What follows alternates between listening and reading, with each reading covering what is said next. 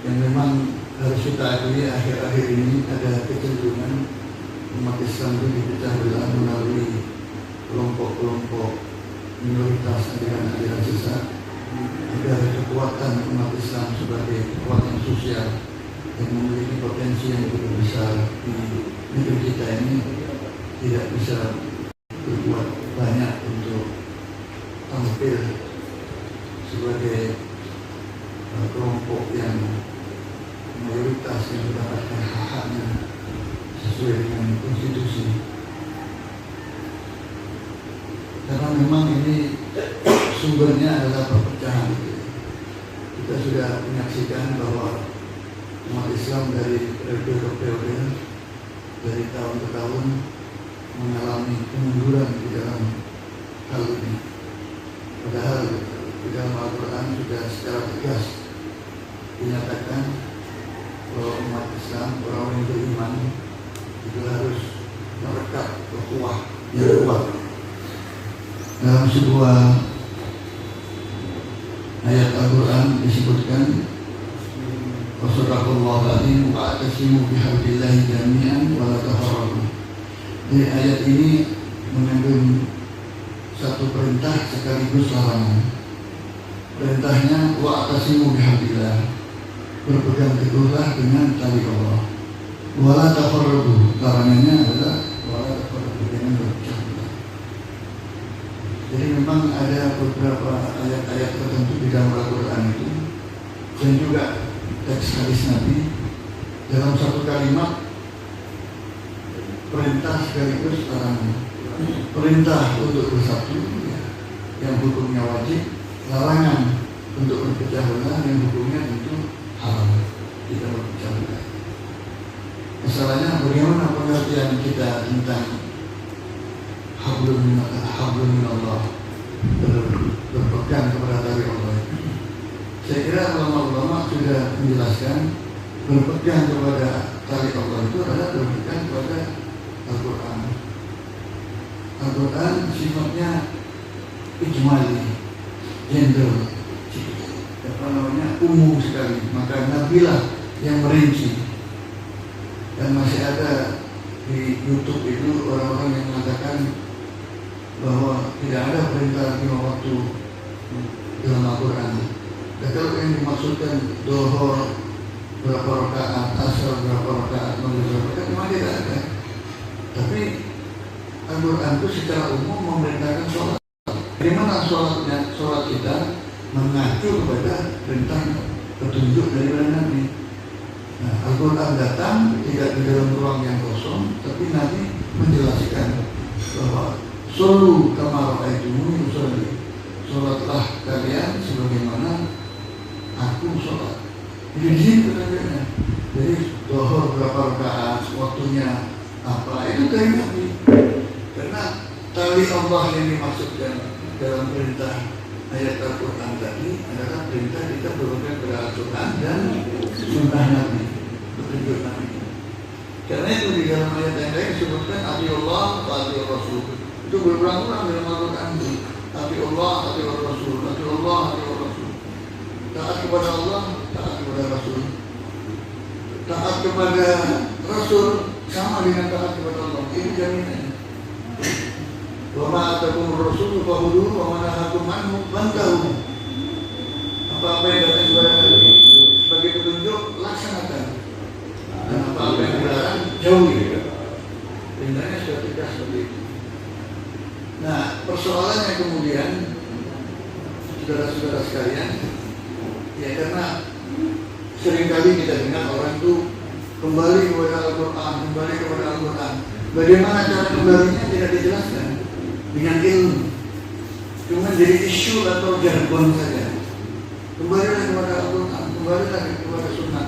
Ini kembali kepada Quran, kembali kepada Sunnah itu dengan ilmu.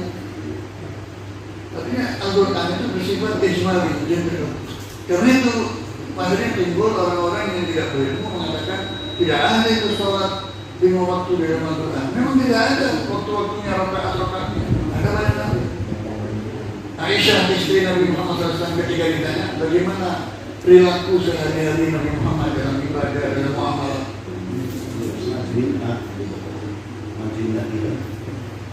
Bagaimana keseharian Rasulullah dalam bidang ibadah, dalam bidang muamalah itu? Apa jawabannya Aisyah? Singkat, padat, penuh dengan pengertian. Karena hulu-hulu Quran, Rasulullah itu mempraktekkan apa isi Al-Quran itu.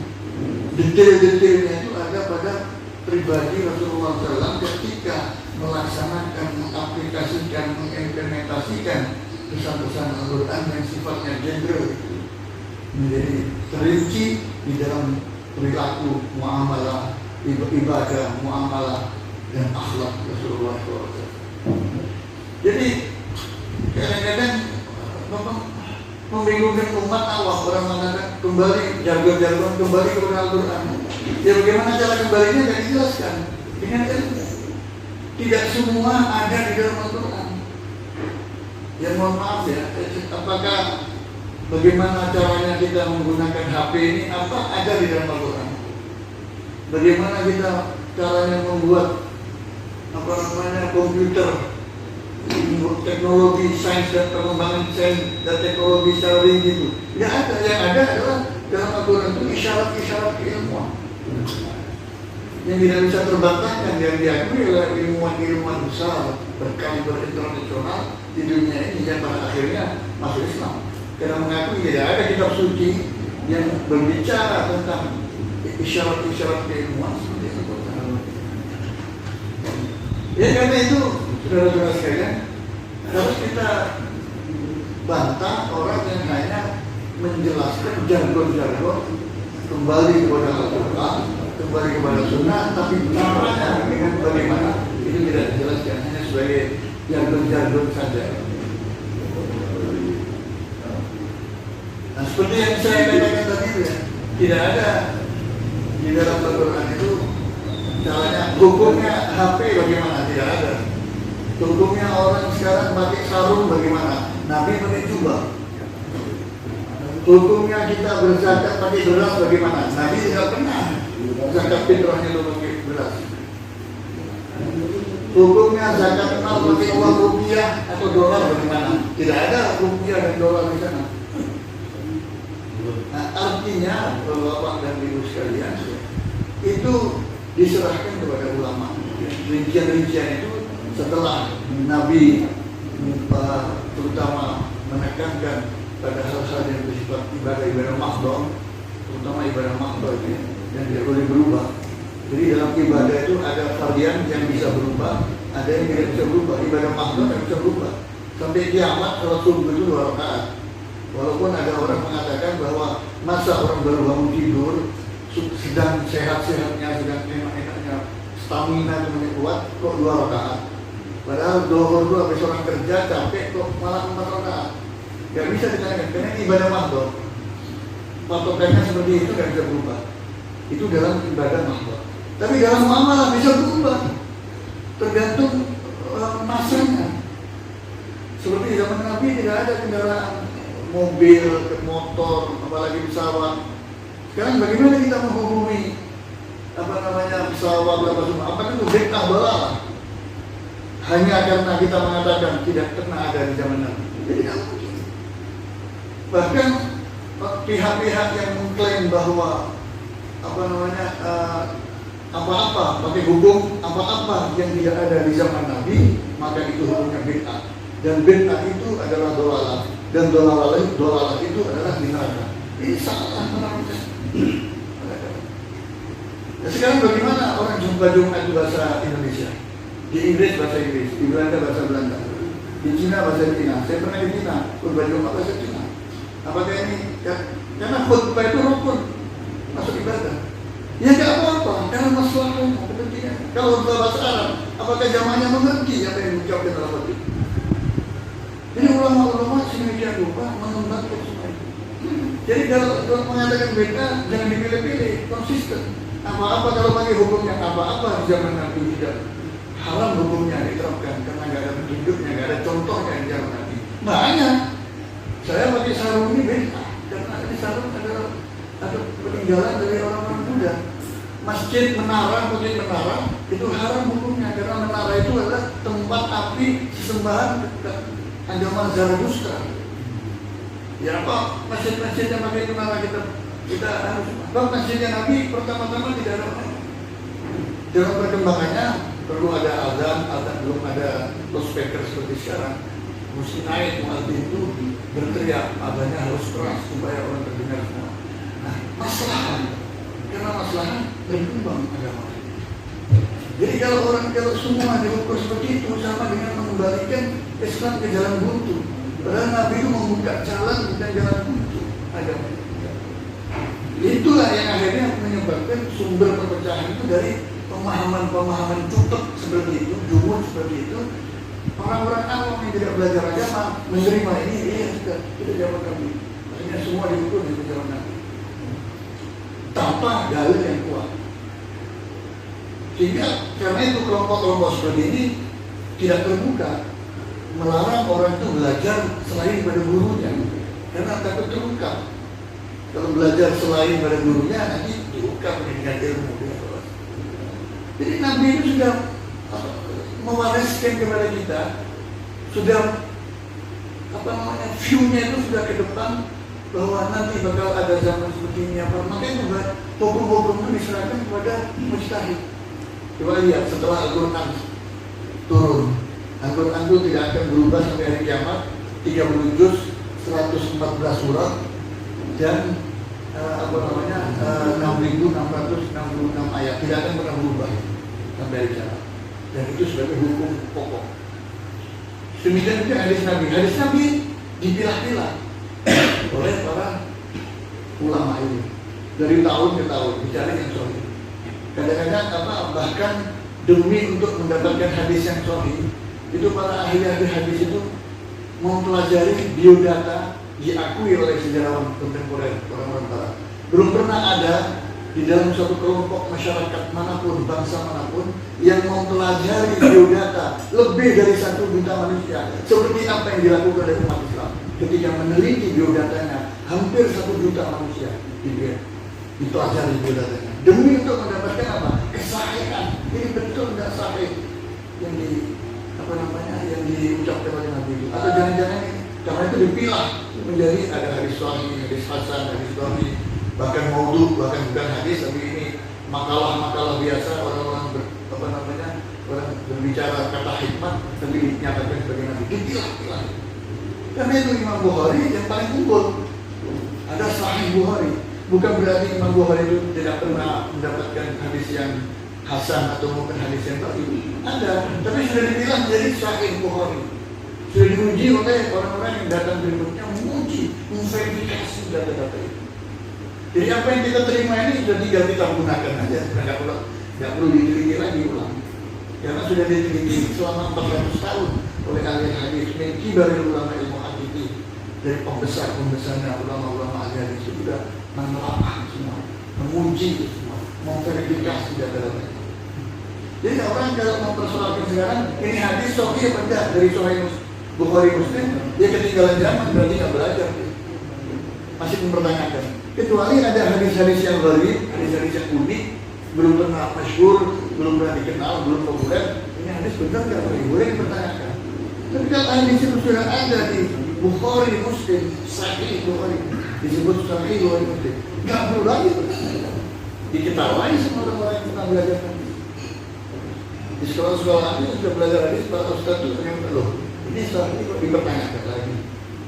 Karena itu kita tolak kalau ada lagi orang yang mencoba untuk mensahih. Al-Albani mensahihkan hadis Bukhari. Ini kacau nih. Yang sudah barang sahih kok disahihkan lagi ini. Memangnya lu siapa yang kata? Kok tiba-tiba muncul mau mensahihkan? Jadi sudah kekacauan ini yang menimbulkan akhirnya perpecahan umat di sini terjadi kecelakaan. Karena itu kembali kepada pokok persoalan bahwa persatuan umat itu sangat mahal harganya. Karena Indonesia ini akan marwah umat Islam itu akan naik kalau kita bersatu. Karena musuh-musuh Islam itu paling suka kalau umat Islam itu terpecah belah. Karena itu seminimal mungkin sumber-sumber perpecahan itu harus kita tutup. Sudahlah, jangan mempersoalkan masalah-masalah furu'iyah. masalah kuliah itu masalah cembang, kunut nggak kunut sama saja. Orang nggak kunut asal tahu dalilnya nggak apa-apa. Tapi jangan mengatakan kunut itu tidak sunnah, karena ada dalilnya. Tapi kalau dia mengatakan dia yakin bahwa saya pilih yang tidak sunnah saja karena ada argumentasi, ada hujah demikian, tidak ada masalah. Jadi masalah Bismillah diucapkan jahar atau tidak itu masalah kuliah juga. Atau masalah-masalah lainnya yang jadi perdebatan, masalah jenggot ini sunnah atau tidak. Yang mengatakan sunnah silakan, harus kita hormati. Nabi juga berjenggot. Tapi yang tidak berjenggot jangan disalahkan. Karena sunnah Nabi itu masih banyak, bukan hanya itu. Kita masih bicara masalah jenggot dan sebagainya. Nabi itu kalau jalan tuh cepat. Sunnahnya itu kalau kita jalan tuh jangan tolak-tolak. Tapi kalau kita umumnya kita kalau jalan tuh kata orang Jawa kelemah masih noleh sana. Itu kalau diukur pakai sunnah tidak sunnah. Artinya saking banyaknya sunnah itu ya banyak. Tergantung milih yang mana. Apakah seluruhnya mau kita tiru Nabi atau mau bikin jadi Nabi gitu? Ya nggak mungkin lah. Artinya sebagian yang kita. Tapi ada saudara-saudara, ahli-ahli hadis mengatakan, ahli-ahli hadis dan ahli-ahli ilmu usul mengatakan, ada beberapa yang merupakan karakteristik kenabian yang bukan untuk kita tiru. Ada, misalnya Nabi itu saya katakan tadi ya, Nabi kalau jalan itu cepat sehingga sahabat tidak pernah menyalip. Ada sebuah hadis juga pernah disebutkan, karena Nabi SAW tidak masyarakat annahu yanhaddu min sabab. Fayafutu sari al-maiti min ghairi khabar. Nabi itu kalau berjalan itu seperti turun dari bukit. Dan anehnya karena ini mukjizat. Sahabat itu nggak bisa mendahului, nggak mampu mendahului. Nah, karena itu kita tidak pernah ada ulama mengatakan jalan cepat itu sunnah. Karena ini merupakan karakteristik Nabi. Terus kemudian ada lagi yang merupakan karakteristik kenabian, rambutnya dipanjangkan. Tapi kalau orang mau niru ya, Nabi itu rambutnya itu mendekati bahu, agak panjang. Tapi kita kan nggak ada di sini lihat ulama-ulama yang rambutnya panjang. Apalagi yang bukan yang punya rambut tapi itu merupakan karakteristik Nabi. Ada cara berpakaian Nabi. Nabi berpakaian tentu saja menggunakan pakaian adat pada saat itu. Tapi apakah kita tidak sunnah menutup aurat dengan cara lain? Ya sunnah, yang penting menutup auratnya.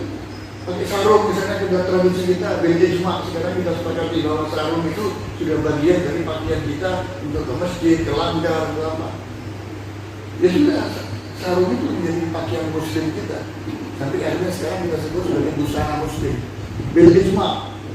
Jadi kembali kepada tadi, hukum-hukum itu pertama Al-Quran, sumber hukum Islam itu pertama Al-Quran, sifatnya global, general sekali, umum sekali. Ulama yang menjelaskan. Kemudian yang kedua sumber hukum itu adalah hadis Nabi, sunnah Nabi. Sunnah itu keseluruhan dari apa yang dilaksanakan oleh Nabi, termasuk di dalam hadis. Kalau hadis itu terbatas pada kata-kata yang ditinggalkan. Yang diucapkan kemudian ditulis dari kata-kata yang sekarang kita sebut sebagai hadis Nabi dalam kitab-kitab itu. Kalau sunnah itu mencakup keseluruhan Nabi. Itu sumber hukum yang kedua. Kemudian sumber hukum yang ketiga adalah mujtahid. Karena itu Nabi ketika mengutus Mu'adz bin Jabal ke Yaman sebagai mufti, sebagai pengganti Nabi, sebagai hakim dan mufti di Yaman, Nabi mengatakan kepada Mu'adz bin Jabal, Mu'adz, bagaimana kamu nanti di Yaman akan menetapkan hukum? Mu'adz bin Jabal orangnya cerdas. Nabi pernah mengatakan Mu'adz bin Jabal ini a'lamun nas, paling alim orang waktu. Murid-murid Nabi yang paling alim kelihatan selain Sayyidina Ali ya, itu Mu'adz bin Jabal. Kata Mu'adz langsung segera menjawab, saya akan menghukum menurut Al-Quran. Terus Nabi ngetes kepada Mu'adz, kalau tidak terdapat persoalan yang kau hadapi di Yaman nanti di dalam Al-Quran, saya akan cari di sunnah Nabi, sunnah Rasul, sunnah mulia Rasulullah. Baiklah najib, kalau kamu tidak dapat itu karena peristiwa yang di Yaman itu ada masalah yang tidak ada di Madinah, masalah yang baru. Apa kata Mu'adzab? Ajtahidu, saya akan beristihad menurut kadar pikiran saya, nalar saya. Jadi istihad itu hukum. Kalau kita bicara hukum Allah itu apa? Hukum Allah itu ada pada Quran, pada Sunnah, pada ulama yang beristihad. Jadi karena itu sekarang di Indonesia dikenal sebagai fatwa. Fatwa di Indonesia ini tidak seperti fatwa di Timur Tengah. Tidak ada fatwa fardi atau fatwa tunggal dari satu ulama. Fatwanya itu fatwa jamaah. Jadi di MUI itu ada seluruh umat Islam 66 itu masuk di sana. Jadi fatwa itu harus disetujui 66 ormas itu atas nama itu. Seluruh ulamanya 66 ormas Islam itu harus tahu itu. Jamaah namanya jamaah. Lebih kuat daripada kalau di Iran itu ditentukan oleh satu orang ayatullahnya itu. Di negara-negara lain kadang-kadang figur ulamanya satu itu menetapkan. Tapi di Indonesia itu beda. Mestinya ini lebih kuat.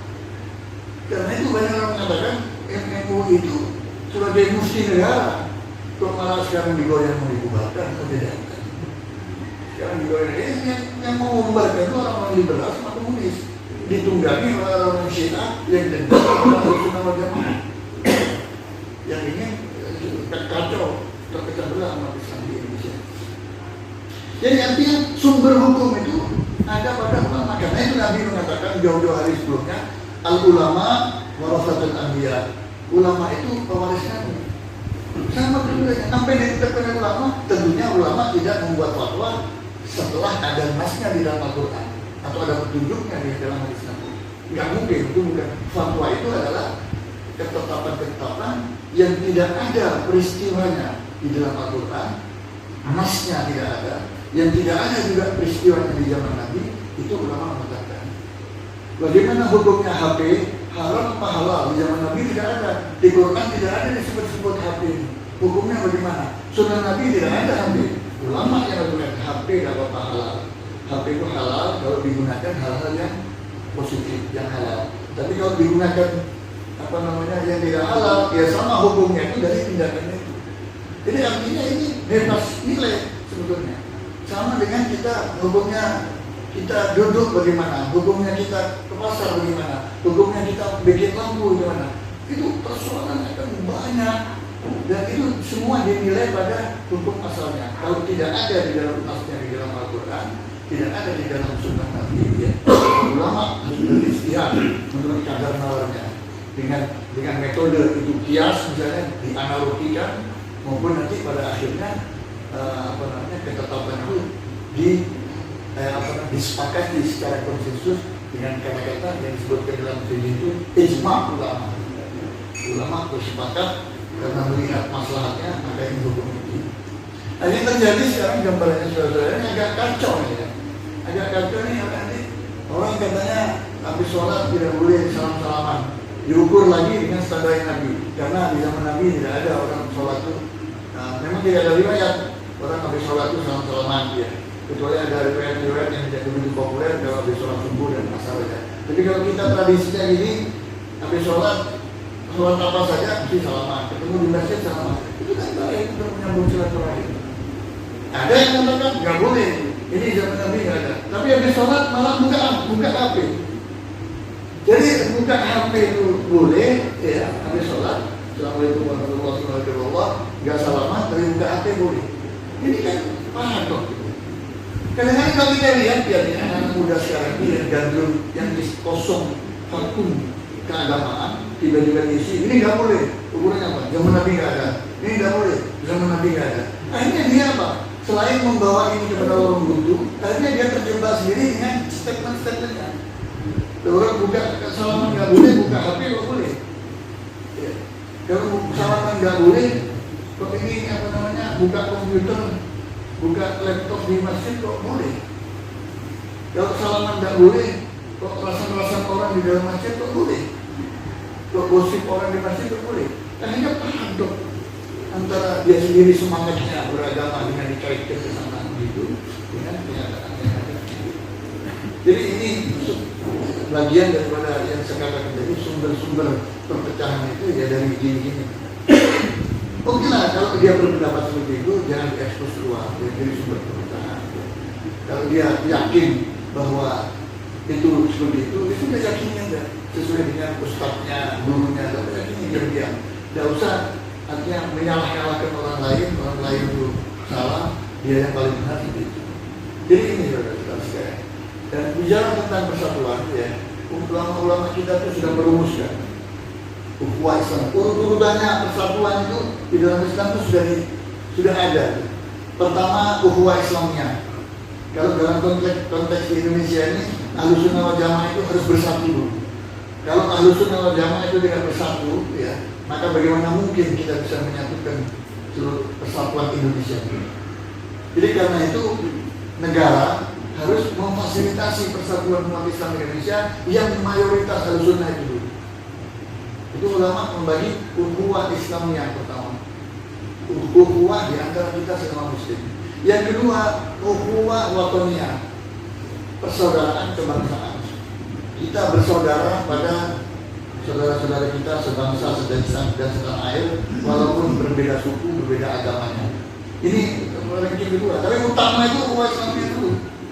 Yang ketiga, ukhuwah insaniyah, ukhuwah persaudaraan kemanusiaan. Mungkin kita kalau keluar negeri ada ada orang lain, bangsa lain, bukan bangsa Indonesia, tidak setanah air, beragama lain, mengalami kesusahan, mengalami kecelakaan. Kita nggak perlu tanya agamanya apa, kita bantu aja.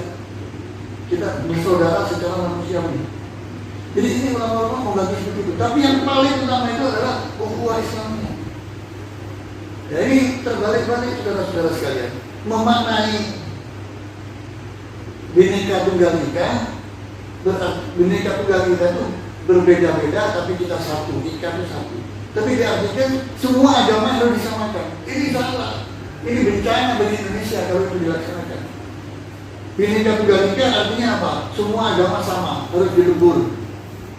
Harus nanti masuk ke musola ini, ke masjid ini, kalau ada orang beragama lain ikut berdoa nggak apa-apa. Terus kita dipersilakan juga kalau ada orang agama lain di tempat ibadahnya kita masuk, kita doa bersama. Nggak dibenarkan dalam agama Islam. Nggak boleh itu. Jadi bukan Bhinneka Tunggal Ika, bukan menyamakan perbedaan.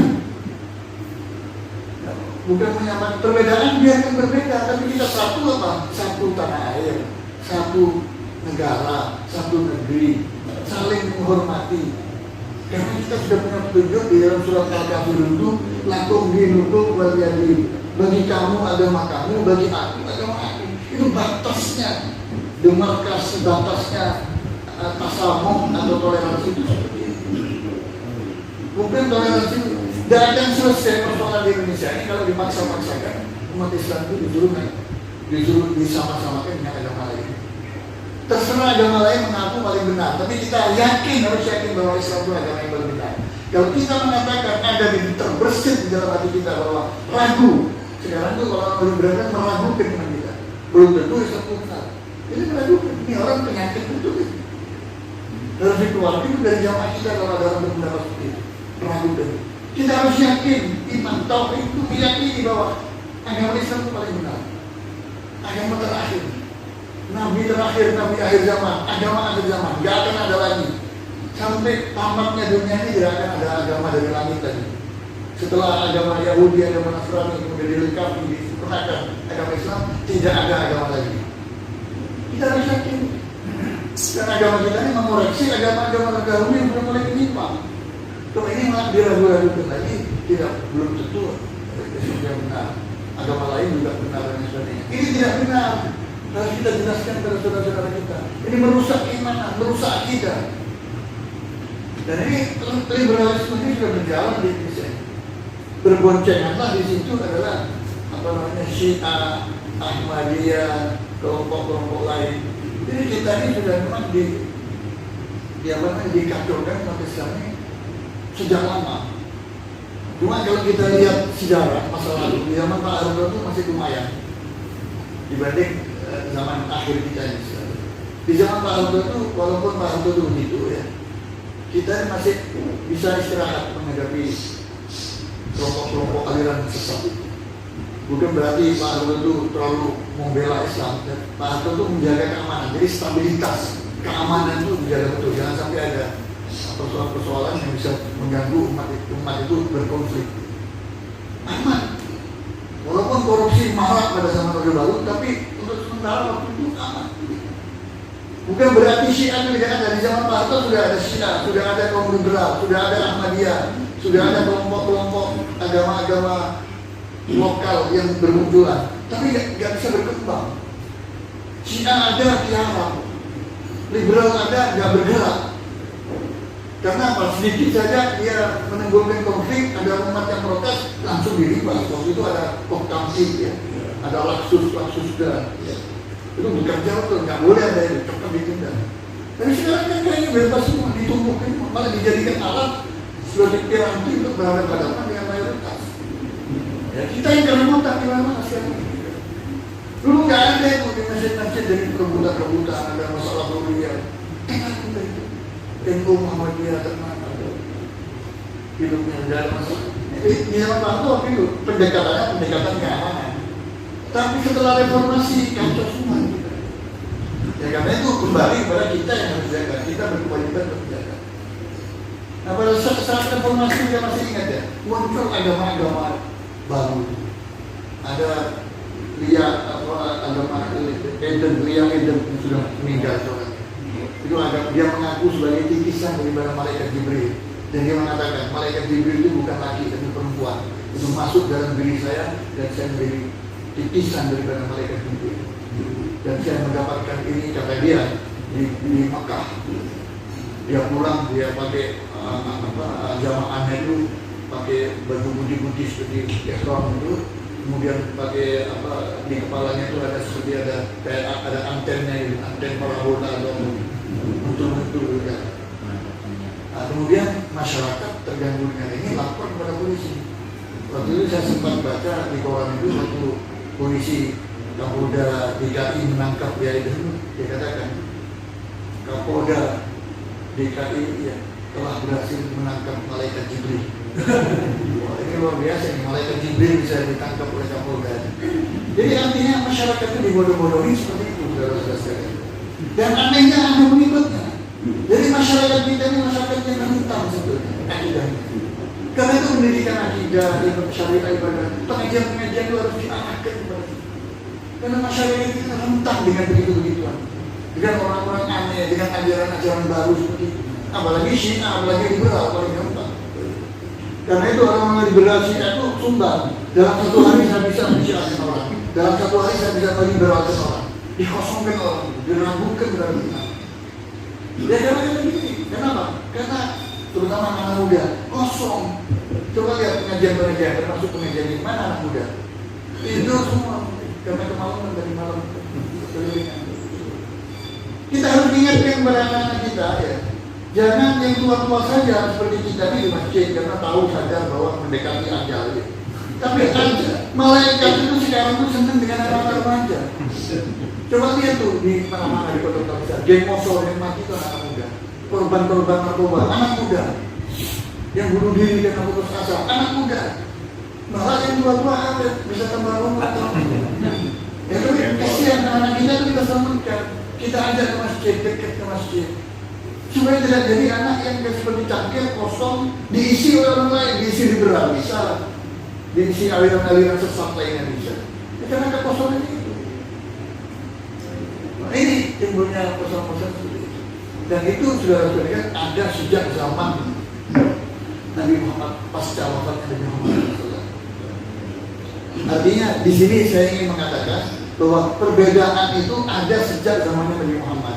Tapi ketika zamannya Nabi Muhammad, perbedaan itu tidak berlarut-larut lama. Nabi menyelesaikan. Nabi sebagai marja, sebagai rasul, sebagai tumpuan harapan orang tempat bertanya, itu langsung memberikan jawaban terhadap persoalan-persoalan masyarakat, baik mengenai akidah, ibadah, itu langsung dijawab. Nah pernah, sebagai ilustrasi saya ingin cerita, pernah Nabi itu mengutus rombongan ke perkampungan Bani Duraidah. Rupanya Nabi waktu mengutus itu agak siang ya. Sesungguhnya perkampungan Bani Duraidah itu tidak jauh dari Madinah. Diutus ada suatu keperluan, rombongan itu menuju ke perkampungan Bani Quraidah. Kemudian Nabi mengatakan yang diingat-ingat betul oleh rombongan sahabat itu, la yusalliyanna ahadakumul asra ila fi Bani Quraidah. Jangan nanti kalian sholat asar kecuali sampai di perkampungan Bani Quraidah. Berangkat rombongan dengan kuda, dengan onta, berangkat. Di tengah jalan hari malam maghrib, masih belum sampai tujuan ke perkampungan Bani Quraidah, itu sudah sampai maghrib waktunya. Lalu pecah rombongan ini, suara mengatakan sholat asar. Loh, kata suara, kan Nabi sudah jelas tadi mengatakan jangan. Jadi jangan ini dianggap larangan. Jangan sholat asar kecuali sampai itu. Terus kata yang suara mengatakan tidak, Nabi nggak mungkin nyuruh orang sholatnya terlambat. Nabi bahkan mengatakan, diingat ya, dalam kata-kata beliau, Nabi mengatakan afdhalul amal as-shalatu waktiha. Sebaik-baik amal perbuatan itu sholat tepat waktu, azan sholat itu afdhal. Itu utama. Dan kami mau sholat di mana, di perkampungan Bani Quraidah, karena jelas bahasanya Nabi, jangan kamu sholat kecuali sholat asar kecuali sampai di perkampungan Bani Quraidah. Sholat separuh rombongan, separuhnya nggak mau. Tentu saja saudara-saudara sekalian sampai di perkampungan itu sudah maghrib. Nggak ada ceritanya asar itu bisa dijamak dengan maghrib. Ya asar itu ya dijamak dengan zuhur, maghrib dengan asar. Sholat. Tapi karena konsisten istiqomah dia pegang ini, dia sholat asar dulu baru maghrib. Percaya rombongan, udah agak tegang. Kayak esokan harinya pulang kepada Nabi Muhammad SAW, apa kata Nabi? Dua-duanya dibenarkan. Dua-duanya yang benar, ijtihadkan. Karena itu muncul sekarang ijtihad itu kalau salah masih dapat satu pahala, apalagi benar dapat pahala. Yang satu saking kencangnya megang ucapan Nabi, yang mau bergeser. Nah, tapi dia tidak pakai nalar. Tapi yang pahalanya dua tadi itu yang pakai nalar. Gak mungkin Nabi itu menyuruh kita tidak sholat lagi. Maksudnya Nabi, kamu cepat-cepat sampai di sana, sampai di perkampungan Bani Quraidah itu masih asar. Maksudnya seperti itu, tapi dipahami oleh pihak kedua tadi sholat asar. Artinya apa? Perpecahan menjelang itu waktu itu masih ada, tapi datang kepada Nabi minta petunjuk, diberikan ke Nabi dua-duanya benar. Tidak kayak sekarang, cuma nggak bisa berkah kafir. Mau berjumpa bagi bahasa Indonesia batal, mungkin begitu, tapi mereka juga pakai bahasa Indonesia. Ini rukun sholat Jumat ini, Pak, tidak boleh. Terus orang Jumatan itu mengerti apa di khutbah ini? Kan tidak paham dokter bahasa, tidak semua paham bahasa. Itu luasnya Nabi bagaimana. Jadi jangan hanya melihat satu hadis. Ajaran-ajaran Islam itu sangat luas sekali. Karena itu orang yang sempit pandangannya, sempit dia tidak berubah, sulit untuk berubah. Apalagi sudah dikunci, nggak boleh belajar kepada orang ustaz lain, karena ustaz lain itu bid'ah, dolalah, fitnah, dunyaka, ustaz itu dikunci kan itu, dan semakin cepat tidak bisa berubah. Ini terjadi. Nah, setelah wafatnya Nabi Muhammad SAW, sudah mulai lagi. Nah, ini saya cerita tentang bahwa perpecahan itu bibitnya pada saat itu sudah ada. Cuma tergantung pemimpin-pemimpinnya bagaimana menyelesaikan. Waktu pasca wafatnya Nabi sudah mulai terjadi perpecahan. Di zamannya Abu Bakar, saudara-saudara sendiri pernah dengar ada yang murtad. Nah, Nabi sudah meninggal, tidak perlu bayar zakat. Ini masalah serius. Diperangi oleh Sayyidina Abu Bakar. Kalau perbedaan masalah kunut dan kunut saja masih masalah furu'iyah. Ini masalahnya serius. Sudah gak wajib zakat itu kan berarti rukun Islam dibatalkan. Ayo kamu sadar, kamu ittaqillah, kembali ke jalan Allah, tobat, syahadat lagi, nggak mau, diperangi oleh Sayyidina Abu Bakar. Jadi sudah mulai ada zamannya Abu Bakar itu, As-Siddiq mulai ada perpecahan seperti itu. Nah, datang berikutnya khilafah Umar bin Khattab, lebih tegas lagi daripada Sayyidina Abu Bakar. Nah, agak banyak yang takut. Pada zamannya Sayyidina Abu Bakar lebih terjaga lagi, lebih kondusif, karena tegas. Karena itu kita perlu memimpin umat itu yang tegas gitu. Sebab kalau ini tegaknya keadilan, tegaknya agama ini secara konsisten, ya. Mesti perlu pemimpin yang tegas, yang tidak bisa kompromi dengan batil kebatilan. Pada masa Sayyidina Umar tetap mereka kondisi, tidak ada yang berani. Tapi akhirnya beliau terbunuh di dalam masjid. Dan yang bunuh itu adalah orang Iran, orang Persia dengan pedang beracun. Kemudian dia orang Suruhan, ya, dari Persia, karena Persia merasa sakit hati karena di operasi militer itu perintahnya Sayyidina Umar. Karena Sayyidina Umar marah betul ketika Rasulullah kasih surat sama Raja Persia, suratnya itu dirobek-robek, tersinggung betul. Ini surat baik-baik, tidak ingin mengambil kerajaan, ngajak kamu jangan menyembah matahari, jangan menyembah api. Kok dirobek-robek? Nah, di masa beliau menjadi khalifah langsung perang, langsung di operasi militer ke sana. Nah, karena operasi militer takut dia nyuruh orang untuk datang ke Madinah membunuh. Namanya ini itu Abu Lu'lu'ah al-Majusi, beragama Majusi, tapi sudah dikejar oleh sahabat, dibunuh. Sebelum dibunuh dia bunuh diri. Waktu dikejar di lembah itu, dia bunuh diri. Itu walaupun jasadnya bunuh diri di Madinah, itu oleh orang Iran sampai sekarang itu dibuat kuburan, monumennya. Dia bilang ini pahlawan, ini syahid karena bunuh tauhid katanya. Ini orang lagi kan dendamnya sendiri. Jadi agama, kalau kita nanti bicara panjang di Asia, ini dibentuk oleh dendamnya orang-orang Persia terhadap Arab. Yang akhirnya nanti kita tahu bahwa Islam ini dilakukan pembusukan Islam dari dalam melalui. Memang dia akhirnya Islamnya model lain, model Syiah, tidak mau Arab, tidak mau sahabat, tidak mau institusi Nabi. Ini lagi diangkat Sayyidina Husain sebagai tokoh sentral. Ini nanti bab lain berapa bicara itu. Saya ingin tekankan pada masalah perpecahan. Ancaman persatuan itu sudah ada pada masa sejak awal. Sejak zaman Nabi tidak bisa berkembang, karena Nabi langsung memberikan solusinya. Sejak zaman sahabat tegas, orang-orang murtad sudah ada. Sayyidina Umar akhirnya jadi korban, dibunuh ketika memerintah pada masa khilafahnya. Datang Sayyidina Utsman sebagai khalifah mengganti. Nah, di masa ini Sayyidina Utsman itu pertama sudah 70 tahun lebih menjadi khalifah, usianya 70 tahun lebih, dan beliau mendapat manah dari Rasulullah untuk mentadbir Al-Quran, dan beliau baca koreksi dari Al-Quran itu bacanya, sehingga agak lengah. Muncul mulai fitnah-fitnah yang dilakukan oleh orang-orang Yahudi waktu itu masih bercokol di Madinah. Orang-orang Yahudi ini juga dendam, karena dendam kepada Islam ketika orang-orang Islam menyerbu benteng perkampungan mereka namanya Khaybar. Khaybar itu kalau kita bayangkan sekarang seperti Keranggan. Ini tempatnya pemukiman orang-orang Yahudi, rumah mewahnya orang Yahudi itu di Khaybar. Di benteng itu nggak bisa masuk. Mesti masuknya kayak sekarang itu ada security, ada sampangnya. Siapa? Dari mana? Nah, ketika tahu diserbu oleh umat Islam, bentengnya ditutup. Tapi karena orang-orang Yahudi ini membuat fitnah dan membunuh sahabat, melanggar perjanjian, operasi militer dilakukan, dipimpin oleh Nabi. Keesokan harinya, karena gagal pada hari pertama, keesokan harinya Ali bin Abi Thalib yang tidak ikut dalam operasi itu dipanggil oleh Rasulullah untuk datang ke Khaybar. Sampai di Khaybar, Nabi menyerahkan komando penyerangan kepada Ali. Alhamdulillah berhasil terbuka.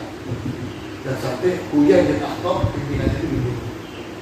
Berhasil diporak-porandakan. Nah, dari situ kemudian ada yang masuk Islam, ada yang jadi munafik, ada yang pura-pura masuk Islam. Mulai di zaman Nabi dia tidak bisa melakukan apa-apa, di zamannya Sayyidina Abu Bakar tidak bisa melakukan apa-apa, di zaman Khilafah Umar juga lebih tegas tidak bisa melakukan apa-apa. Mulai masuk peluangnya di zaman Sayyidina Utsman bin Affan sebagai khalifah, dia mulai mengatakan, dia mulai menyebarkan dikotomi sahabat dan ahlul bait, dipisah-pisah. Mulai paham-paham Yahudinya masuk. Alasan begini, Nabi Dawud, Nabi, anaknya Sulaiman diserahkan kepada anaknya Sulaiman. Demikian juga Rasulullah tidak punya anak laki yang hidup karena wafat semua, maka mestinya Ali yang sebagai pengganti kenabian. Berarti masuk di sebagian orang. Akhirnya terjadilah pembunuhan terhadap Sayyidina Utsman dengan alasan-alasan dicari-cari. Sayyidina Ali mengambil alih menjadi khalifah. Berarti perpecahan bukan berarti selesai sampai itu, maka masih ada lagi persoalan-persoalan yang dihadapi oleh Sayyidina Ali. Sehingga Sayyidina Ali terjadi perpecahan. Muawiyah yang diangkat di zaman Sayyidina Utsman sebagai gubernur di Suriah itu tidak mau bergabung dengan Ali dengan alasan Ali harus mengadili pembunuh Utsman, karena pembunuh Utsman itu orang jahat, gerombolan, harus diadili. Kata Sayyidina Ali, demi Allah, saya kalau tahu siapa yang bunuh, saya adili, karena siapa yang bunuh ini gerombolan dan tidak jelas. Tapi Muawiyah menjadi ini sebagai isu politik. Dia menjadi, kalau bahasa politik sekarang, menjadi oposisi. Pertama, ahli-ahli tarikh menjelaskan. Pertama, Muawiyah ini memang orang yang politis. Kalau sekarang itu orang partai gitu. Dan jika dia dipecat atau di-reshuffle itu tidak bersedia. Kedua, orang-orang Syam itu tidak mengenal sosok Ali. Siapa Ali bin Abi Thalib? Karena orang baru binaannya Muawiyah. Dan Muawiyah berhubungan dengan Bizantium. Bizantium itu peradabannya tidak mengenal teori-teori politik. Nah, dia tetap mencoba bahwa oke, kalau gitu saya biarkan di Syam, saya memerintah Syam. Karena ini pembabat alasnya saya. Tidak, ini harus persatuan.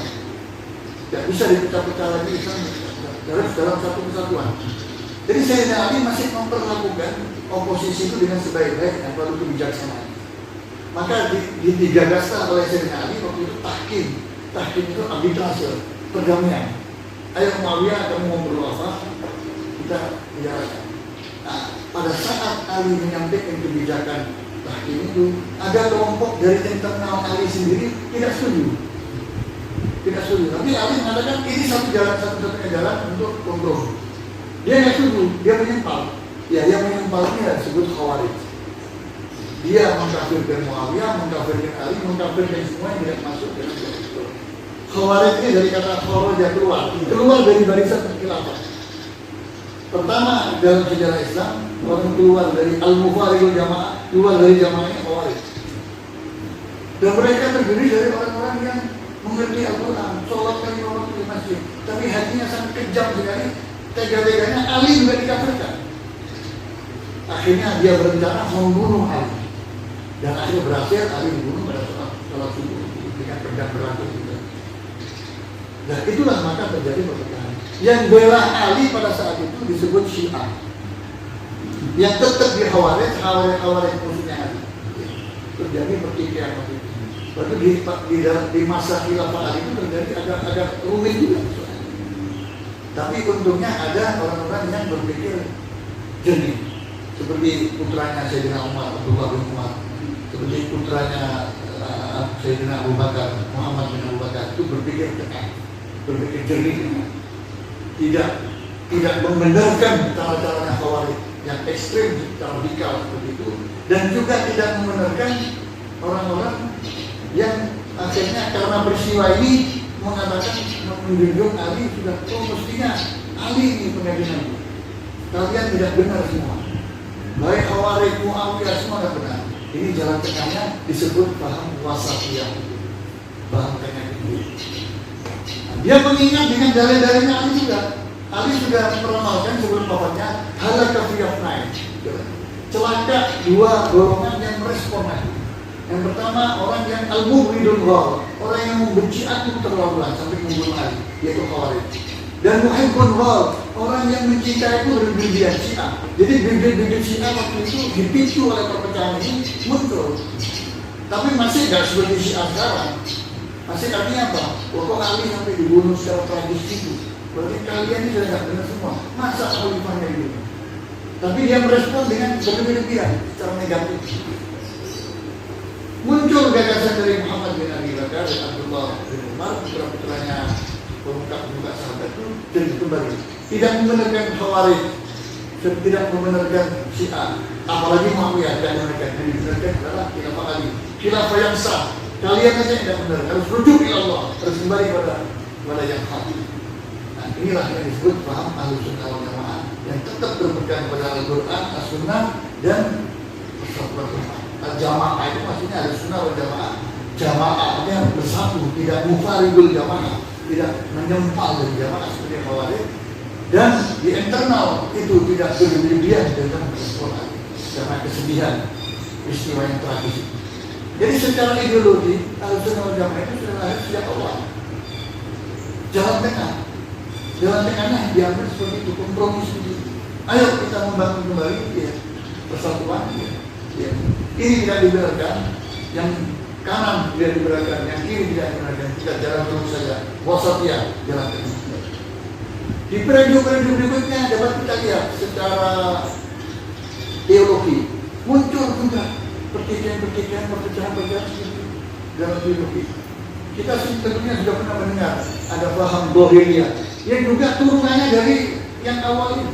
Paham Dhahiriyah itu adalah paham tekstual. Pokoknya ada teksnya di Al-Quran, itu kita ikuti. Bagaimana Bapak fatwa dan istiasabat? Nggak mau terima. Pokoknya ada teksnya Al-Qurannya, teksnya hadisnya, itu kita ikuti. Tidak boleh ditakwil. Sudah teksnya itu saja ditelan. Itu paham Dhahiriyah. Dhahirnya teks. Makanya disebut paham Dhahiriyah, Dhahirnya teks.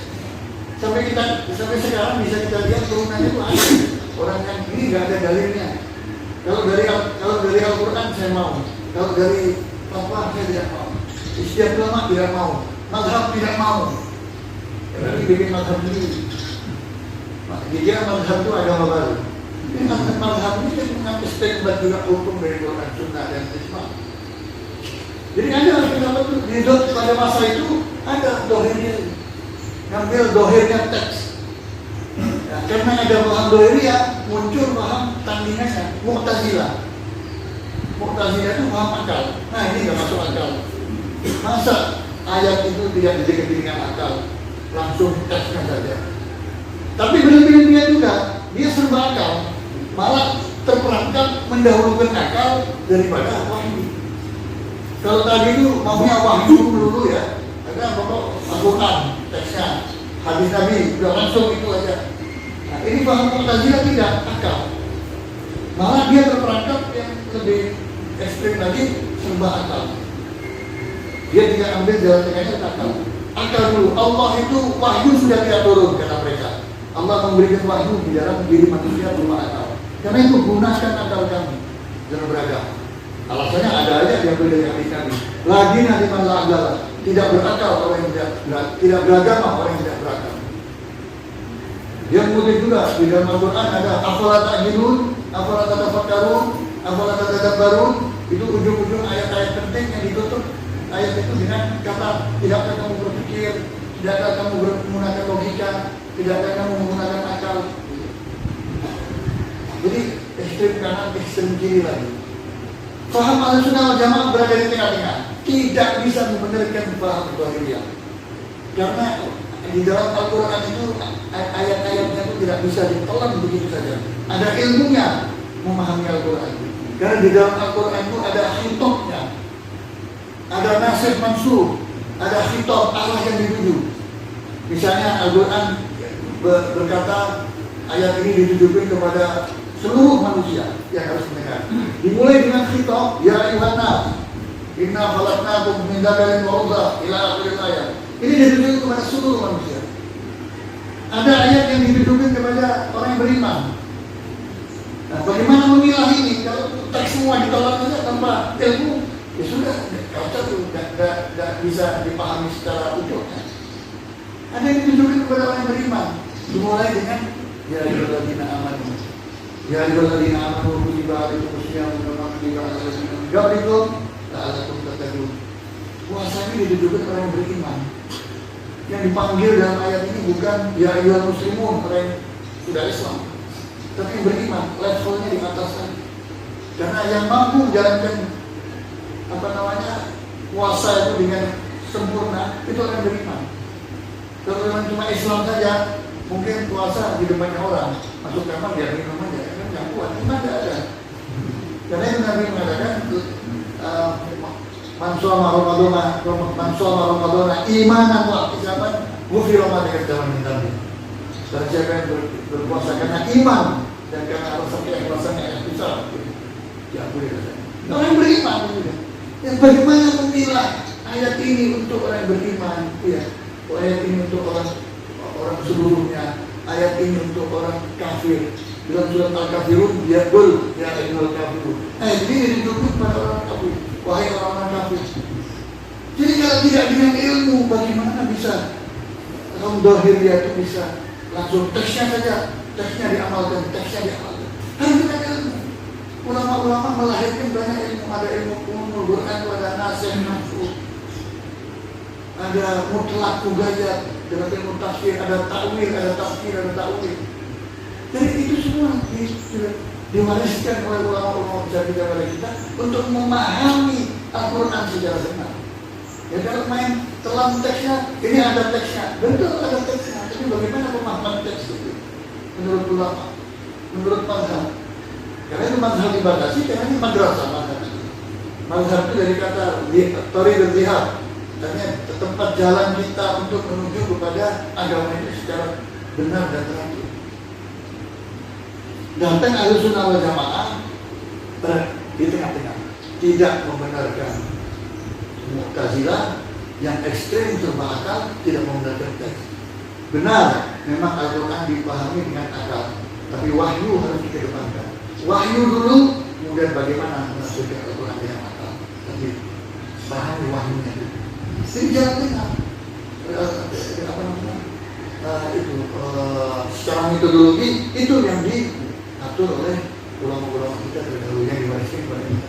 Kemudian ada lagi di bidang teologi. Muncul pada abad itu pertentangan antara kaum Jabariyah. Muncul kaum Jabariyah. Kaum Jabariyah itu begini, ya sudah serba takdir. Sudahlah, nggak usah sekolah. Kalau memang bodoh, Allah telah menakdirkan saya ini bodoh. Nggak usah kerja. Kalau Allah menakdirkan kami nggak makan, berarti itu takdir kami. Itu ada. Dan sampai sekarang ada. Nggak perlu ke dokter kalau sakit sudah. Nggak perlu suntik, nggak perlu vaksin. Kalau sudah memang mati, Allah akan. Nggak perlu ke dokter, karena itu semua dari Allah. Nggak perlu takut penyakit, karena takut kepada Allah. Benar itu, anak SD tahu tuh. Dan sekarang kalau ada singa di depan kita takut apa enggak? Lari apa enggak? Ya kalau kita enggak lari, ayo singa datang, aku enggak takut, aku takut kepada Allah. Kalau kita mati diterkam singa mati bunuh diri. Jadi ketakutan itu merupakan fitrah manusia.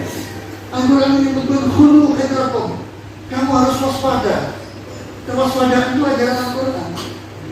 Jadi kalau dokter-dokter di luar kekuasaan dan otoritas kita, kalau dokter mengatakan ada wabah, ada penyakit, dan dokter itu muslim, kita yakini semua BNISMA mengatakan begitu, ya kita pakai, ya harus kita berobat. Kalau ada perintah kita harus pakai masker supaya dia tertular, ya harus kita pakai. Bukan mengurangi ketakutan kita kepada Allah. Nabi sendiri waktu ada wabah di Madinah, Nabi mengatakan apa? Yang di dalam kota jangan keluar, yang di luar kota jangan masuk. Sayyidina Umar waktu mau berjalan, mau ada acara, dikatakan di negeri ini ada taun, ada wabah. Terus ya Umar sebaiknya batalkan. Oh tidak, saya tidak akan membatalkan perjalanan, tapi saya akan mengambil jalan arah lain yang tidak melalui itu. Ikhtiar wajib. Doa itu kelengkapan, kesempurnaan kita itu berkah usaha kita. Ikhtiar kita berkah. Ikhtiar doa harus beriman. Ikhtiar saja tanpa doa sama aja bohongnya. Sama aja doa, ikhtiar tidak ada, sama aja bohongnya. Ini ajaran Ahlussunnah wal Jamaah adalah ajaran wasatiyah. Ajaran wasatiyah itu harus tengah, tidak membenturkan Jabariyah, walaupun akhirnya dalam perjalanan sejarah muncul paham Qadariyah tandingannya. Ini lebih parah lagi. Sudah takdir itu tidak ada, karena yang takdir itu kita yang mendrive takdir itu kita. Jadi kalau Jabariyah itu serba menggantungkan semuanya dia kerja sekolah apa katanya Allah. Tapi kalau ini lain lagi, kita harus ikhtiarnya itu mutlak tanpa menggantungkan kepada Allah SWT. Sebagai tandingannya Jabariyah. Ahlussunnah wal Jamaah dikatakan nggak membenarkan Qadariyah, nggak membenarkan Jabariyah. Memang kita takdir itu memang ditentukan oleh Allah, tapi takdir itu bisa berubah. Al-Quran menyebutkan yang Allahu ma yasha'u wa yuthbit wa indahu ummul kitab. Allah itu bisa menghapus takdir kita yang dulu menjadi baik kalau kita berusaha untuk menjadi baik. Kita semuanya kan nggak tahu takdirnya apa. Tapi kalau kita merasa, oh ini barangkali nanti kita mencapai husnul khatimah. Pada usia sekarang kita dekat masjid saja, kita mau baik dengan tetangga, mau baik dengan keluarga, mau baik dengan teman-teman, mau sedekah, mau ibadah sunnah atau apa. Sampai terus kita jaga ini. Ya husnul khatimah berubah. Seandainya kita nggak tahu ini gelap, ini gelap Allah. Ya. Seandainya kita ditetapkan sebagai orang ahli neraka, tapi kalau kita terus baik, berubah takdir kita. Karena ikhtiar kita ini. Tapi kita nggak tahu ya umur kita, wa indahu umur kita. Tapi yang Allahu ma yasha'u wa yuthbit. Tapi ada sebaliknya, Allah menetapkan orang ini sudah nggak bisa jalan baik. Mau masuk masjid berat, mau berbuat baik berat, maunya maksiat saja. Diajak, ada yang ngajak, ayo kita ada yang ingatkan menurut akal kadarnya, nggak bisa. Dia berarti yuthbit sudah. Tapi sudah berat sekali yang ditetapkan. Wa indahu umur kita, kita nggak tahu. Nah, dalam ayat yang lain disebutkan innallaha la yughayyiru ma biqaumin hatta yughayyiru ma bi anfusihim. Allah tidak akan mengubah nasib satu kaum kecuali dirinya sendiri mengubah. Jadi kita tuh punya otoritas, punya hak untuk mengubah jadi lebih baik atau jadi lebih buruk. Tergantung kita mau baik atau buruk. Kita sudah diberi perangkat untuk memilih, untuk berikhtiar apa mau atau tidak. Tapi kalau kita baik, tidak mustahil kita dapat husnul khatimah. Tapi kalau orang menyerahkan berat terserah Allah sudah husnul khatimah. Kalau Allah mengasih husnul khatimah, ya sudah husnul khatimah. Walaupun saya sekarang sudah bermaksiat dan lain sebagainya. Dari mana Anda tahu Allah mau ngasih husnul khatimah? Kita tahu. Jadi ikhtiarnya itu harus ditingkatkan. Itu bisa berubah. Ini paham Ahlussunnah wal Jamaah, paham tengah. Sudah urutan sejarahnya, kronologisnya itu seperti itu.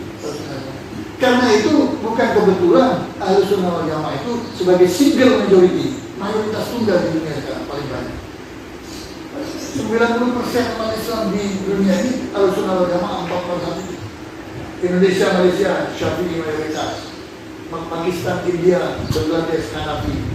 Kemudian di Maroko, Maliki, Tunisia, Maliki, Yaman, Syafi'i, Oman, Syafi'i. Jadi tidak keluar dari Saudi, Hambali. Tidak keluar daripada 4 Ahlussunnah wal Jamaah mayoritas sekarang ada. Jadi ini gambarannya saudara-saudara sekalian. Nah, mayoritas di Indonesia Ahlussunnah wal Jamaah ini akhir-akhir ini menghadapi rongrongan. Karena itu yang paling pokok yang harus kita fokuskan sekarang itu bagaimana merawat ukhuwah di antara kita semua. Udahlah kita ingatkan saudara-saudara kita yang ekstrim itu yang kaku itu, yang jumud itu, udahlah mari bersama-sama. Sudahlah, lana amaluna walakum amalukum. Amalmu amal kamu, ya. Amalku amal. Sudah jangan ikut-ikutan urusin amal saya. Kalau Anda merasa punya dalil, amalkan aja. Saat kamu merasa punya dalil dari guru-guru kan bahwa ini sunnah, ini tradisi sunnah. Karena di dalam Imam Syafi'i itu mengatakan al-adatu muhakkamatun, adat itu hukum. Jadi hukum Allah itu turunannya banyak, bukan hanya di Al-Quran, di sunnah ada hukumnya, di setiap ulama ada hukumnya. Di adab itu yang positif. Kita punya adab apa sekarang di sini? Kita punya adab tahlilan, ya, kesepakatan. Walaupun misalnya di Timur Tengah, di Saudi nggak ada tahlilan, tapi di sini adabnya doa bersama tahlilan. Itu hukum sudah. Berdasarkan kaidahnya Imam Syafi'i, al-adatu muhakkamatun, adat itu hukum, tradisi itu hukum. Kalau kita sepakat seperti sepanjang adat itu tidak berlawanan dengan akidah. Akidah ya, bukan syariat. Syariat itu bisa berbeda-beda antara mazhab satu dengan mazhab lain. Kalau akidah boleh. Misalnya kita kumpul-kumpul tahlil itu, ayo saudara-saudara kita dalam tahlil ini kita menyembah selain daripada Allah. Syirik sudah bubarkan, ayo cepat-cepat. Ayo saudara-saudara kita kumpul bersama bertahlil ini, kita mengakui Nabi baru. Alhamdulillah dari selain Nabi Muhammad ada Nabi baru lagi. Sudah, ini berarti berlawanan dengan akidah. Nah, tapi sepanjang itu perbedaan-perbedaan saja, cara kita mengamalkan itu bisa berbeda-beda. Ada sahabat Nabi itu habis wudu sholat. Sahabat tanya, ya Rasulullah, ini ada sahabatku habis wudu sholat. Aku tidak pernah melihat kau begitu. Dia bilang, itu baik, lakukan. Jadi ada yang perbuatan yang bukan perbuatan Nabi dibenarkan oleh Nabi yang baik. Tujuannya sholat kok. Ar-ra'aital ladzi yanha 'abdan idza shalah. Apakah kamu melihat ada seorang yang melarang orang ketika sholat? Tidak ada. Ketika sholat itu ditunjukkan kepada Allah dengan istihadnya dia, wudhu, dan sholat saja di masjid. Dibenarkan. Jadi tidak ada patokan yang baku yang kalau diubah-ubah itu kemudian disebutkan. Jadi jangan kira-kira. Anda di Jawa beda, Jakarta beda. Anda kalau di Sumatera, Aceh beda lagi. Tapi tujuannya satu. Itu cuma bukan tujuan, wasilah itu, bukan hoya. Dan kita harus tahu itu mana wasilah, mana hoya. Kalau itu cuma wasilah, kenapa kita berdebat dengan wasilah aja? Ya kalau hoyanya sudah bengkok, selalu kita luruskan. Kalau tujuannya sudah bukan tujuan kepada Allah, Al-Wahidul Qahhar, itu baru kita luruskan. Tapi sepanjang itu tujuannya kepada Allah, tidak perlu diperdebatkan. Justru harus dikompromikan supaya untuk merekat ukhuwah Islamnya, supaya persatuan itu menjadi kuat. Karena wibawa umat Islam sekarang ini diuji di negeri ini. Kalau marwahnya, cuma kewibawaannya tidak terjaga, tidak ada harganya. Partainya kalah, ormasnya kata-kata, masjidnya jadi perebutan. Terus apa yang mau diadakan? Nah, ini menyenangkan musuh-musuh Islam, kaum liberal, terus kaum aliran-aliran sesat seperti Syiah, Ahmadiyah, kemudian agama-agama lokal lainnya. Ini akan senang dengan pemecahan. Dia menikmati perpecahan yang sekarang ada di kancah kita itu. Ya, karena itu coba kita sadarkan, sekali lagi kita sadarkan teman-teman kita. Yuk kita sama-sama bersatu. Anda nggak mau kunut, nggak apa-apa. Bagus, nggak mau kunut, nggak apa-apa. Nggak mau tahlil, nggak apa-apa. Tahlil tradisinya, tapi jangan sampai tahlil itu kan la ilaha illallah. Nggak mau tahlil, nggak apa-apa. Nggak mau makan makanan tahlil, nggak apa-apa. Tapi jangan ini dijadikan isu perlawanan. Berarti Anda berhadapan-hadapan dengan ulama Syafi'i. Hargai mazhab orang lain. Kalau Anda yang mazhab Syafi'i, hargai mazhab orang lain. Coba kita tumbuhkan saudara-saudara kita ini, kita ingatkan sendiri. Saya kira itu sebagai pengantar yang dapat saya sampaikan pada kuliah subuh pada pagi hari ini, dan saya kembalikan kepada yang membawa acara tadi. Barangkali ada yang mau merespon, tidak harus tanya, mungkin bisa melengkapi apa yang saya sampaikan atau bisa menyampaikan pengalaman dari tema apa yang saya sampaikan ini. Silakan. Alhamdulillah, penjabaran dari Prof. Harun. Selanjutnya kita buka tanya jawab. Sebagai informasi, beliau adalah guru besar sosiologi agama dan pernah menjabat sebagai Ketua Umum Komisi Hukum di Majelis Ulama Indonesia. Selanjutnya kita buka tanya jawab.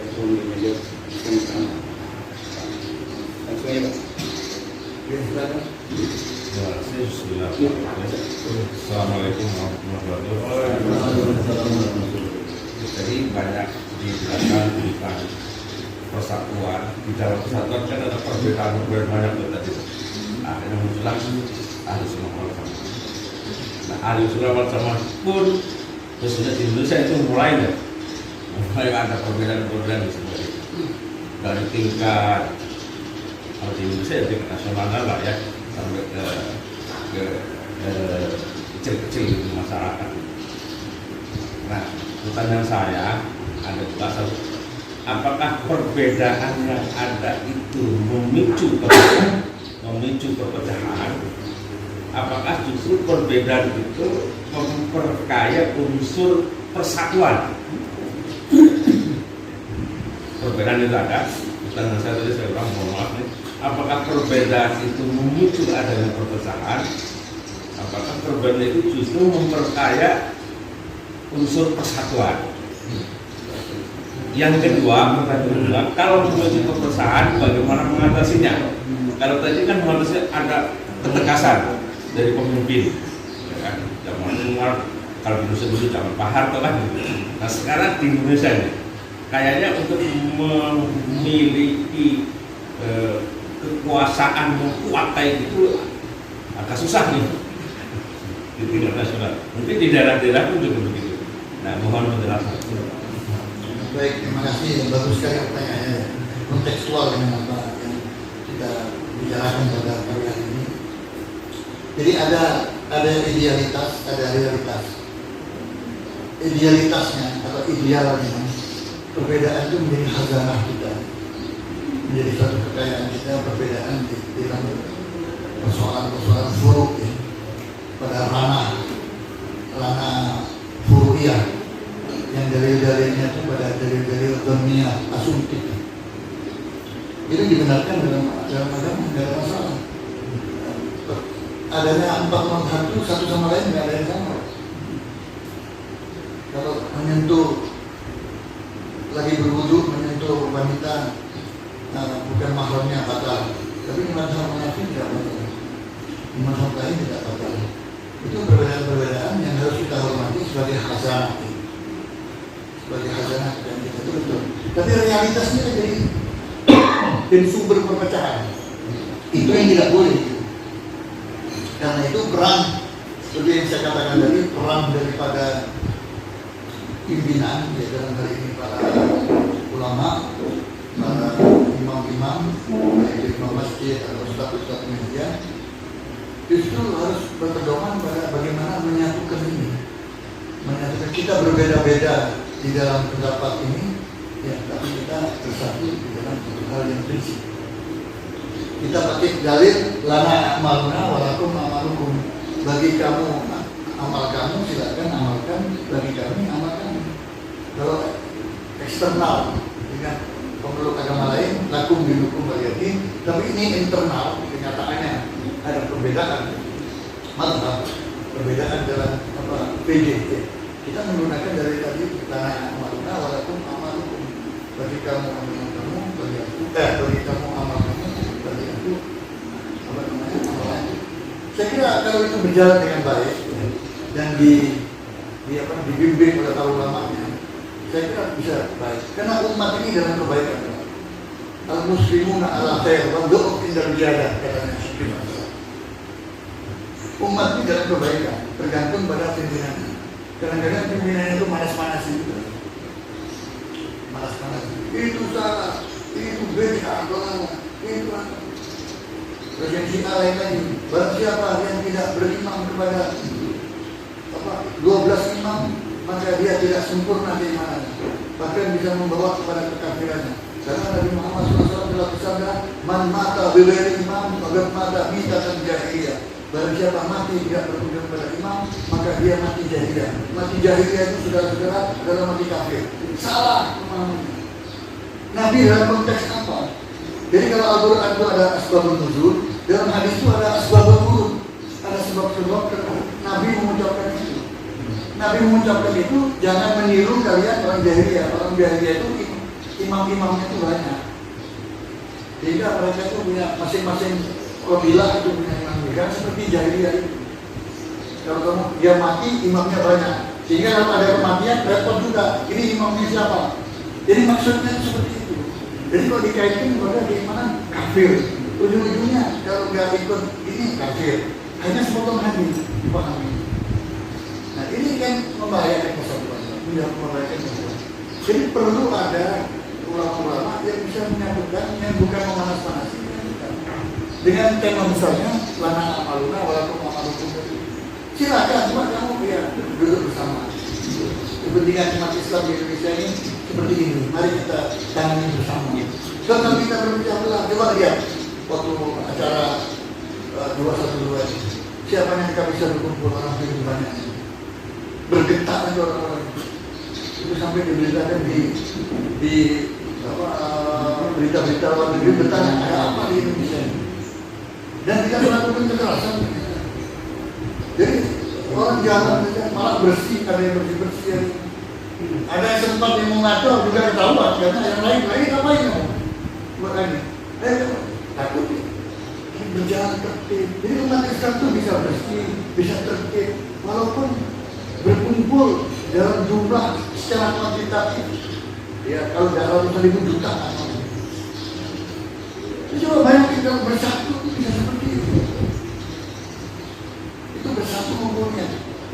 Bisa sholat barangkali sholat subuhnya di Monas itu paling banyak di antara masjid-masjid sekiranya top banget. Tapi di jalan-jalan di atas, di bawah, di jembatan, di mana bisa tinggal seperti itu? Orang-orang di luar negeri meyakini semua. Apa ada fenomena seperti ini? Ini satu contoh ya, kalau umat Islam bersatu dahsyat luar biasa. Nah, tapi mereka itu musuh-musuh Islam senang kalau kita berpecah belah. Itu begitu. Jadi karena itu jangan ada tempat orang yang membawa bibit-bibit perpecahan di tengah-tengah umat Islam. Jangan-jangan dia itu agen-agen yang diselundupkan untuk memecah belah kita curiga saja. Ya kita sudah petunjuknya sudah jelas dalam agama. Kamu boleh tanpa kudus, boleh sholat. Mau sholat cara kamu boleh, tidak ada masalah. Tapi jangan memperusak kesatuan. Ini mahal harganya. Risikonya itu besar, konsekuensinya besar. Jadi ini yang harus kita jaga. Persatuan yang harus kita utamakan, persatuan harus sunnah dan jamaah yang mayoritas di Indonesia. Persatuan di dalam akidah. Karena itu di luar akidah kita nggak boleh. Kita harus tegas.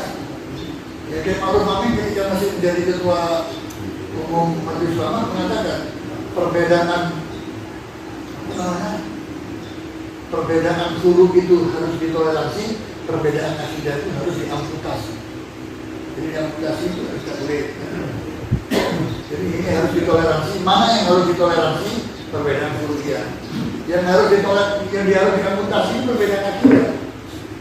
Yang pakai mengatakan Khalifah Abu Bakar tidak sah, istri Nabi itu digambarkan dengan istilah-istilah yang tidak. Nah ini juga bahaya, yang merusak agama. Yang boleh dihindarkan, merusak akidah, merusak syariat, merusak persatuan. Yang tidak boleh kita biarkan, harus cepat kita hadapi dengan sebaik-baiknya untuk menyelamatkan umat. Jadi tugas kita semua. Kalau kita katakan ini tugasnya ulama, tugasnya ustaz, tugasnya kiai, saya kira kurang efektif. Tapi kalau kita sudah kompak, tugas kita semua, jadi kita saling kontrol satu sama lainnya, insya Allah bisa. Tapi kalau ini dibebankan pada tugas ulama, ya susah, lama. Jadi lebih baik kita katakan tugas kita semua saling mengingatkan. Tawasau bil haq, tawasau bis sabr. Kita saling mengingatkan dengan kebaikan, tentang kebenaran, tentang hak dan tentang kesabaran. Seorang menuju kemenangan untuk Allah Subhanahu wa taala. Saya kira begitu. Berikutnya mungkin ibu-ibu mungkin ibu ada yang nanya? Ya, silakan. Assalamualaikum warahmatullahi wabarakatuh. Kondisi sekarang ini kan media itu sangat luar biasa ya. Apalagi kondisi generasi sekarang lah, mereka lebih percaya terhadap media. Nah, peran media ini seberapa besar sih pengaruhnya terhadap persatuan, baik khususnya persatuan umat Islam ya? Atau seberapa besar juga yang menimbulkan terhadap perpecahan terhadap umat Islam? Kalau Habib ini mungkin kalau saya lihat latar belakangnya kan wartawan ya, dari awal-awal tahun 78-79 dari Irak gitu. Nah ini seberapa besar sih peran media terhadap persatuan umat Islam? Ya, sangat penting media. Sekarang medianya ada dua, ada media mainstream, ada media sosial. Sekarang dia yang dominan media sosial. Jadi orang lebih gampang dipengaruhi media sosial daripada media mainstream. Dan media mainstream itu lama-lama akan hilang juga. Apalagi koran dan majalah. Televisi dan radio saja sudah mulai ditinggalkan orang. Karena di genggaman kita di HP itu sudah ada TV, malah lebih cepat dari TV, ada YouTube lebih cepat. Jadi sangat penting perannya untuk persatuan ini. Karena itu ya, kita jangan menjadi sumber perpecahan, ikut ikut arus orang, ikut nyala-nyalakan mayoritas umat Islam yang ada di Indonesia ini.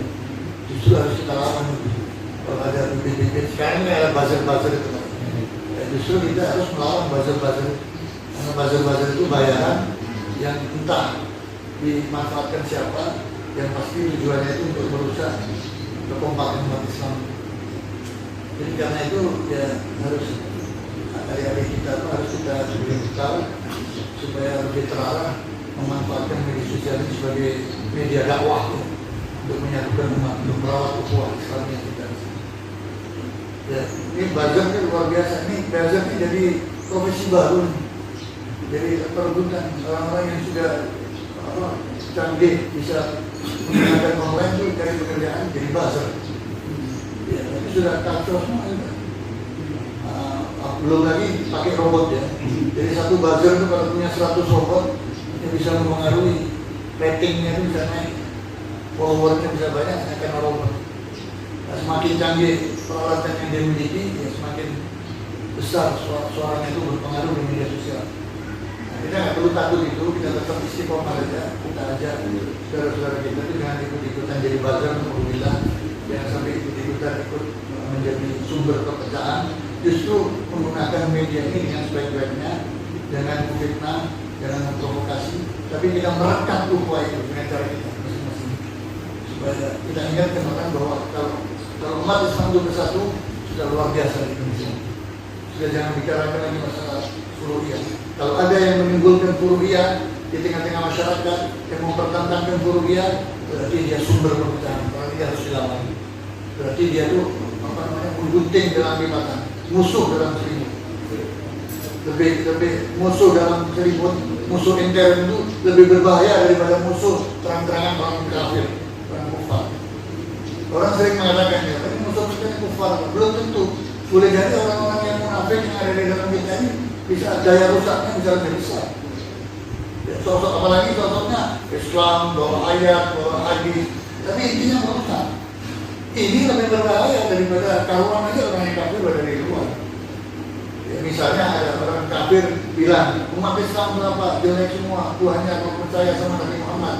Tapi kalau dia ngomong ke orang kafir, orang percaya, orang kafir nggak percaya sama Nabi Muhammad, nggak percaya sama Allah. Tapi kalau itu orang fasik yang ada di dalam kita, namanya nama Islam, yang dibawa ayat, hadis apa, ini dia rusaknya dipercaya sama anak muda yang tolol, nggak percaya tolol. Wah, dianggap benar juga ini sebagai pertandingan. Nah, ini bahayanya kalau orang munafik itu kalau hidup di tengah-tengah umat Islam. Nah, bagaimana cara menghadapinya? Ya cara menghadapinya kita sabar dan dakwah yang benar, tunjukkan, jangan langsung disalahkan, tapi diberi petunjuk yang lebih baik. Saya kira itu, Pak.